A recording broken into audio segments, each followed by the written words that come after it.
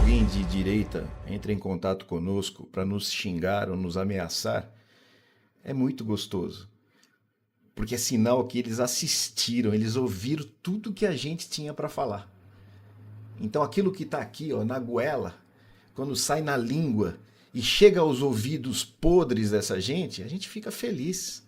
A gente vibra. O Thiago Santinelli, humorista, falou a mesma coisa esses dias. Como é gostoso receber um processo e saber, puta, aquele cara ouviu tudo, mas tudo que eu tinha para falar para ele. Hoje Sérgio Moro, já logo de manhã, atacando Lula nas redes, mostra que ele esteve assistindo Fantástico. Ele é fã do Lula, ele não esquece o Lula. A obsessão dele era ser o Lula, mas ele não consegue porque o coração dele não é igual ao do Lula. A Globo novamente defendeu Sérgio Moro. A Globo que nunca se retratou e nunca mostrou o que a Operação Spoofing mostrou, de que o juiz e o promotor tinham um conluio para condenar Lula a priori, mesmo sem ter provas. Eles falam nas conversas, não há provas, e mesmo assim eles seguiram em frente. Porque o Moro tinha ambição política, o Moro queria ser presidente. Aí viu que não dava. Lula é maior que ele é pequenininho, ele é um anão perto do gigante. E ele acabou desistindo, se contentou com o cargo de senador. O juiz suspeito e imparcial foi, então, destruído pelo STF, quando o STF descobre que havia sido manipulado por ele, que havia sido enganado. Acontece, boquinha de disquete, que você mesmo colocou na sua condenação que não havia nenhum fato determinado. Eram fatos indeterminados. Você não tinha provas. A gente lê de cabo a rabo, não há provas concretas. E há delações que hoje em dia as pessoas que delataram desmentiram, falando que você os ameaçou. Você dirigia as testemunhas com o que elas tinham que falar ou não. Você agiu como um promotor. Então, o que a Globo fala é ridículo, o que essa repórter fala é burro. Sabe por quê? O Lula, ele foi condenado sim, sem haver crime. O que ela fala de primeira instância, segunda instância, terceira instância, que ele teve chance de se defender. Como é que você se defende de um juiz que está contra você? Como é que você se defende de um juiz imparcial? Como é que você pode se defender no TRF4 se o juiz Sérgio Moro está os chantageando por causa da festa da cueca que eles andaram, os embargadores lá, os juízes andaram participando? Como que o Lula teve chance de se defender se a priori a própria imprensa já havia o condenado? Como disse o Glauber Braga, se um juiz é ladrão e está querendo que um time perca, ele faz aquele time perder. A imparcialidade mostra que Lula não teve chance. Não, ele não teve chance. Talvez por isso emocionar o Lula muito, ele não conseguiu argumentar, ou eles editaram a fala do Lula. Mas a fala é muito simples. Eu não tenho chance de me defender diante de um juiz que é meu inimigo, que não gosta de mim e que tem pretensões políticas e precisa me destruir. Eu não tenho chance, nunca terei. Lula não teve chance. O Sérgio Moro é um embuste. Só que ele foi vítima da própria ambição. Porque hoje nós vemos o quanto ele é patético, ele é ridicularizado o tempo todo nas redes. Só uma turminha de debilóides que não sabem nem ler, que não conseguiram ler a sentença do Moro, é que o defendem. Porque nós que estamos sabendo o que aconteceu, ninguém o defende. Sérgio Moro, larga a mão de ser invejoso, para de assistir o Lula, para de encher o saco. Você é um sujeito desprezível por tudo que você fez. Deixou de ser juiz e foi ser ministro de um fascista. Você é só um marreco que não entende nada de porcaria nenhuma, fica na sua. Quando você era juiz, queria ser político, e agora que é político, fica querendo ser juiz. Você não tem capacidade para julgar nada. Você foi a maior mentira, você colocou o judiciário em descrédito, você jogou o judiciário na lata do lixo, e por isso hoje os bolsonaristas também não respeitam nem o STF. A culpa é sua, começou tudo com você.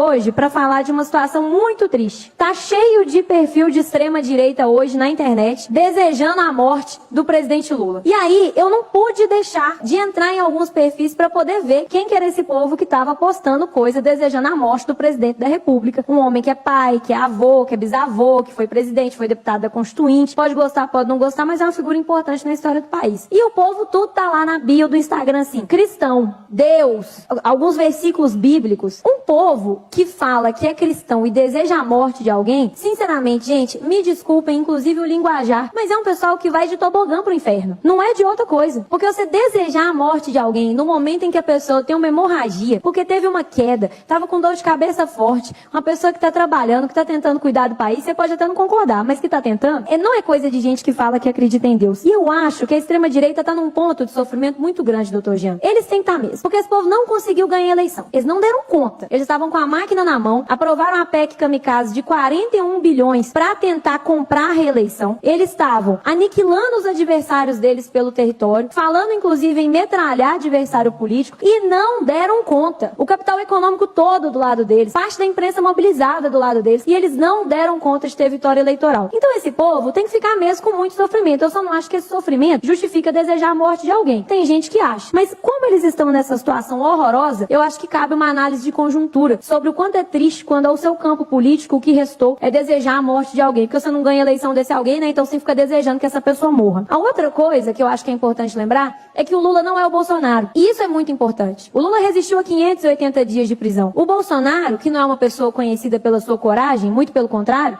é conhecido por ser bastante acovardado, já tem dito sobre procurar asilo numa embaixada, caso seja preso. Ele já tem dito isso. Um cara que nem sequer sabe ainda se vai ser condenado, já tá falando abertamente que vai procurar asilo em embaixada. Enquanto a gente sabe muito bem que o Lula teve oferecimento de vários países para poder receber asilo político. Não é se esconder em embaixada, não. É receber asilo político, virar cidadão desses países, ser respeitado, trabalhar politicamente lá. E ele não foi. Ele ficou aqui por respeito às instituições, foi preso durante 580 dias, saiu e ganhou a eleição para presidente da República. Então a gente não tá falando de um homem frouxo, de um homem acovardado, de um homem pequeno. A gente tá falando de alguém que, concordando ou discordando dele, é alguém que tem estatura para ocupar a cadeira que ocupa. Não um Zé que tava lá por causa de um acidente histórico. E a outra coisa é que esse povo precisa mesmo ser questionado sobre a fé deles. E quem tá falando aqui é uma mulher católica. Essa turma que falou que o erro da ditadura foi torturar e não ter matado. Essa turma que defendeu que foi contra o fim da escravidão e foram parte dos responsáveis, inclusive, pelo Brasil ter sido um dos últimos países a acabar com essa coisa horrorosa que foi a escravidão no nosso país. Esse povo, se chegasse na porta do céu, eu acho, se eu fosse um mosquitinho para poder estar lá voando e saber, que iam tomar uma portada na cara. Porque isso não é comportamento de quem conhece as leis de Deus. Isso não é comportamento de quem fez catecismo. Isso não é comportamento de quem frequentou algumas missas na vida. Não precisa nem ter ido em muitas. Se esse povo é cristão, se esse povo defende Deus, vocês me desculpem, porque o que eu acho é que eles estão cavando o caminho para descer de tobogã pro inferno. Então eu queria dizer isso aqui, porque eu acho que é muito desrespeitoso desejar a morte de alguém. Todos nós deveríamos nos unir. Se não em oração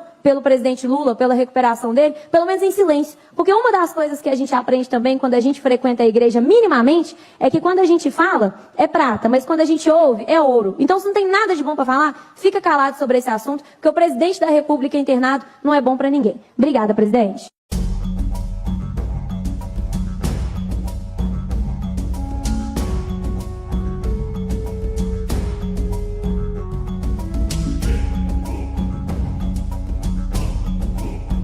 E essa é a imagem que deixou o povo brasileiro muito mais feliz neste domingo, vendo o presidente Lula deixar o hospital plenamente recuperado, firme e forte para continuar governando o nosso Brasil e fazendo o melhor pelo povo brasileiro. Quando a pessoa está com Deus, é escolhida por Deus, protegida por Deus, é assim que acontece. Nenhum mal acontece com ela, mesmo que tenha pessoas aí torcendo contra, né? E até desejando mal para o presidente, mas não adianta. 10 mil cairão à sua esquerda, 10 mil à tua direita, e tu, Lula, jamais serás atingido. É isso aí, pessoal. Simples assim. E agradecer as pessoas que rezaram, as pessoas que, sabe, ficaram pedindo a Deus para eu sarar. E aqueles que também tinham ódio, está perdoado. Todos nós sabemos que no mundo inteiro, nunca os trabalhadores conseguiram ganhar nada sem que houvesse luta, sem que houvesse perseverança, sem que houvesse disposição de brigar até o fim. Na hora de ganhar dinheiro, o empresário brasileiro pensa como um empresário moderno do século XXI. Ele é todo moderno.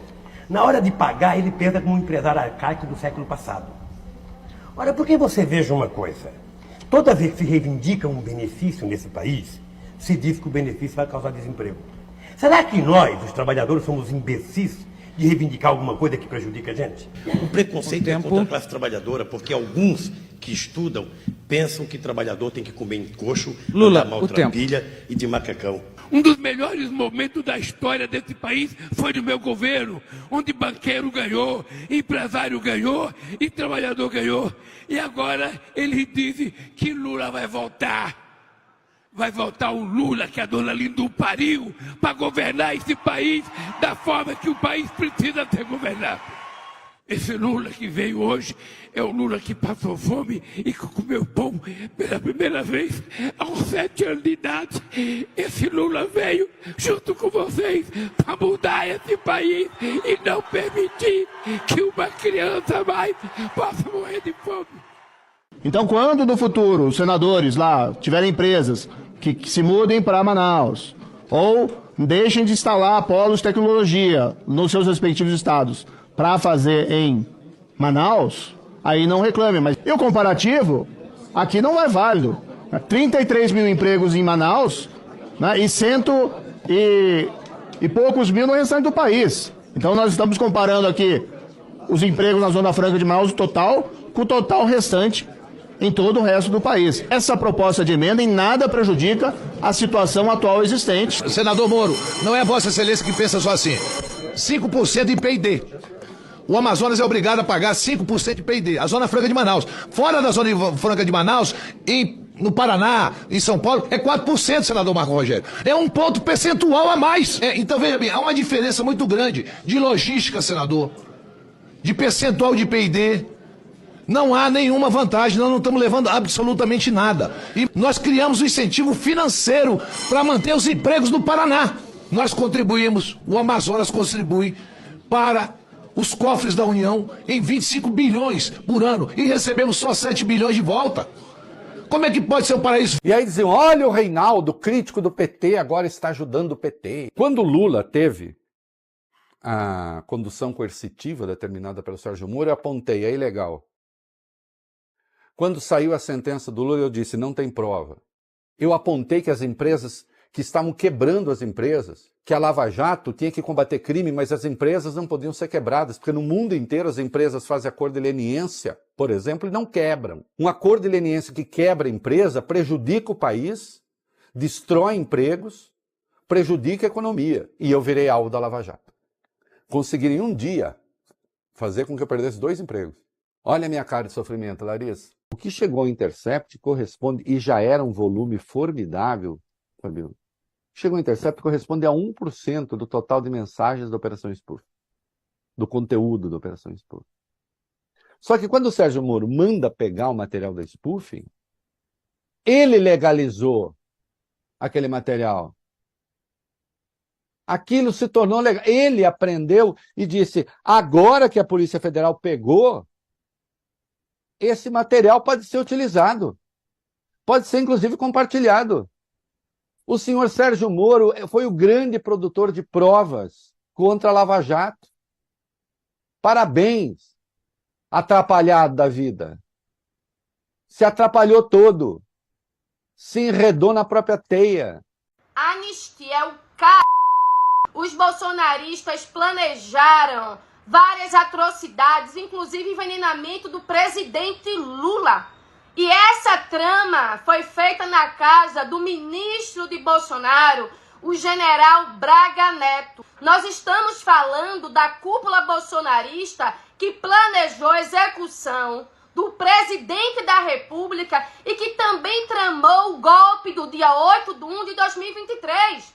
Sempre são bolsonaristas, sempre é a cúpula bolsonarista e vocês vão abrir a boca para dizer que o bandido do Bolsonaro não sabia de nada. Peraí, que nem todo mundo votou em Bolsonaro, não. Nem todo mundo é idiota, não. Eu não quero mimimi também aqui, não. É por isso que essa anistia acabou. Você que foi lá o dia 8/1/2023, não vai ter anistia não. Acabou a boquinha, meu velho. Bolsonaro pode ser preso a qualquer momento e a participação ativa dele no plano de matar o Lula, o Alckmin e o Xandão já é confirmada pela PF. Afinal de contas, depois que prenderam hoje de manhã um ex-ministro dele, acusado de ter participado desse conluio, a delação premiada começou a cantar. Começando pelo próprio ex-braço direito do Bolsonaro, Mauro Cid, que estava até então preso, disse, em áudio, o general que fez plano para matar Lula, disse que Bolsonaro aceitou assessoramento. Imagino eu que esse assessoramento, para quem bem entende, passa também por isso aqui, que o plano para matar o Lula foi debatido na casa do Braga Neto, ex-vice do Bolsonaro. E a coisa é tão doida que eles não debatiam só o atentado contra o Lula, não, mas sim também dar um golpe de Estado até o dia 31 de dezembro. Isso não sou eu falando, não. É o ex-ministro do Bolsonaro que foi preso hoje. Para quem fala que o Bolsonaro não teve participação nisso, tá aí. Segundo o próprio general, o Bolsonaro não só participou, mas redigiu e enxugou a minuta do golpe. A situação dele tá tão difícil, gente, que o filho dele nem consegue desmentir mais as coisas. E agora tá com a desculpa de que pensar em matar alguém não é crime. Como se a participação dele nisso tudo já não fosse um crime. A grande questão aqui, gente, não é mais corrupção apenas. Não é atentar contra a democracia, mas é literalmente um plano para matar um presidente da República. E é por isso que o lugar do Bolsonaro é na cadeia.